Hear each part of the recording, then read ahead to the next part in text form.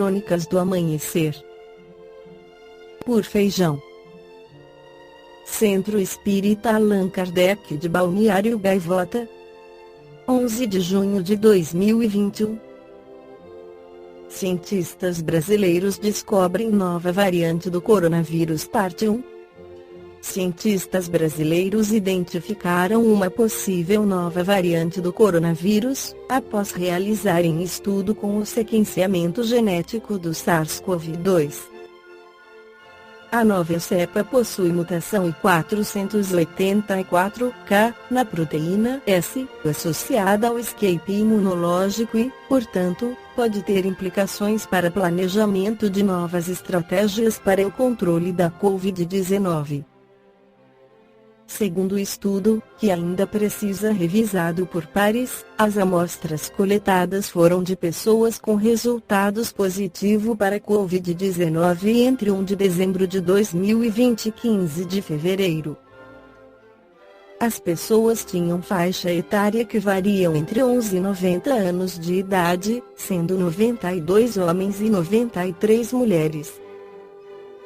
Os resultados permitiram a inferência das datas de origem de página 1. Linhagem de Manaus. Identificar que a linhagem do Rio de Janeiro, página 2, descrita no final de 2020, apresenta diversificação à medida que se espalha pelo país. Além disso, foi possível reconstruir as rotas de transmissão interestaduais dessas duas linhagens. Os resultados foram submetidos para periódico científico internacional e assinados por 22 pesquisadores. O estudo foi coordenado pelo LNCC, Laboratório Nacional de Computação Científica, UFRN, UFPB, UESC e UERJ. No Livro dos Espíritos, Allan Kardec questiona 718. A lei de conservação obriga o homem a prover as necessidades do corpo. Sim, porque, sem força e saúde, impossível é o trabalho. 60 anos antes da pandemia do coronavírus, no livro Evolução em Dois Mundos, o espírito André Luiz esclarece como se dá a invasão microbiana ao responder à pergunta: a invasão microbiana está vinculada a causas espirituais? Excetuados os quadros infecciosos pelos quais se responsabiliza a ausência da higiene comum, as depressões criadas em nós por nós mesmos, nos domínios do abuso de nossas forças, seja adulterando as trocas vitais do cosmo orgânico pela rendição ao desequilíbrio, seja estabelecendo perturbações em prejuízo dos outros, plasmam, nos tecidos fisiopsicossomáticos que nos constituem o veículo de expressão, determinados campos de ruptura na harmonia celular.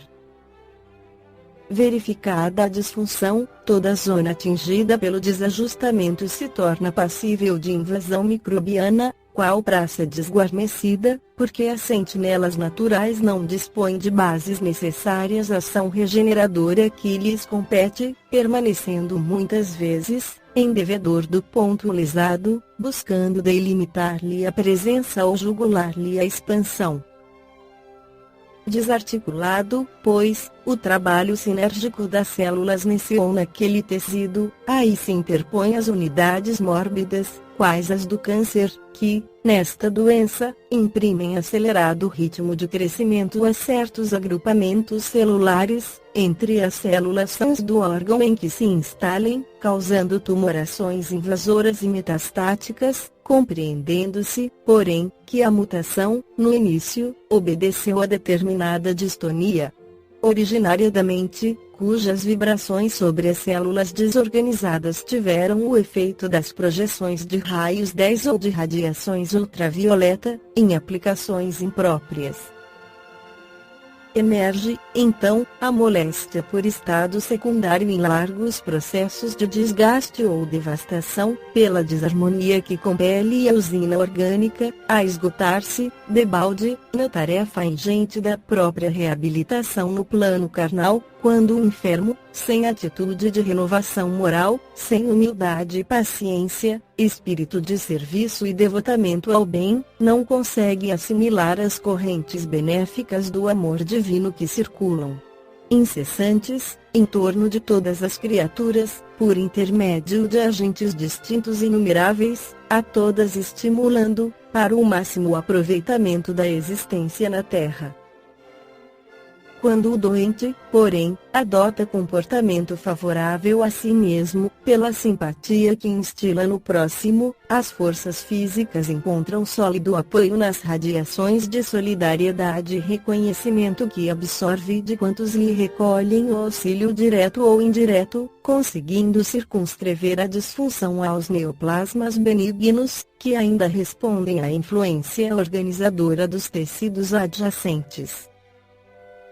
Sob o mesmo princípio de relatividade, a funcionar, inequívoco, entre doença e doente, temos a incursão da tuberculose e da lepra, da brucelose e da amebíase, da endocardite bacteriana e da cardiopatia chagásica, e de muitas outras enfermidades, sem nos determos na discriminação de todos os processos morbosos, cuja relação nos levaria a longo estudo técnico.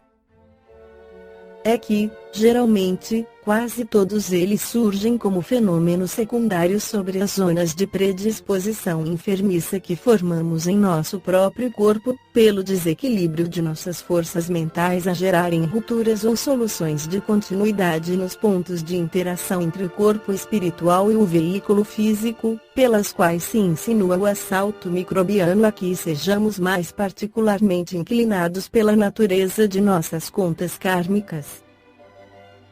Consolidado o ataque, pela brecha de nossa vulnerabilidade, aparecem as moléstias sintomáticas ou assintomáticas, estabilizando-se ou irradiando-se, conforme as disposições da própria mente, que trabalha ou não para refazer a defensiva orgânica em supremo esforço de reajuste, ou que, por automatismo, admite ou recusa, segundo a posição em que se encontra no princípio de causa e efeito, a intromissão desse ou daquele fator patogênico, destinado a expurgir dela, em forma de sofrimento, os resíduos do mal, correspondentes ao sofrimento por ela implantado na vida ou no corpo dos semelhantes. Não será lícito, porém, esquecer que o bem constante gera o bem constante que, mantida nossa movimentação infatigável no bem, todo o mal por nós amontoado se atenua, gradativamente, desaparecendo ao impacto das vibrações de auxílio, nascidas, a nosso favor, em todos aqueles aos quais dirijamos a mensagem de entendimento e amor puro, sem necessidade expressa de recorrermos ao concurso de enfermidade para eliminar os resquícios de treva que,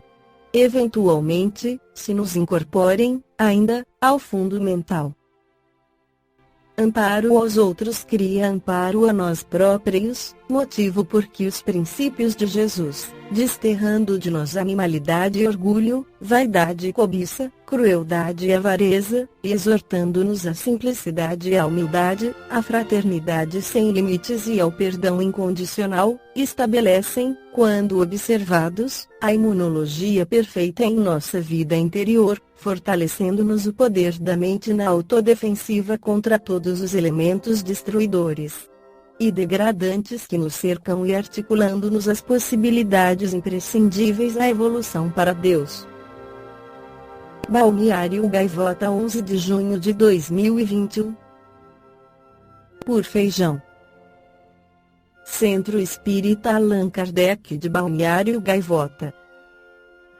Que a paz esteja com todos.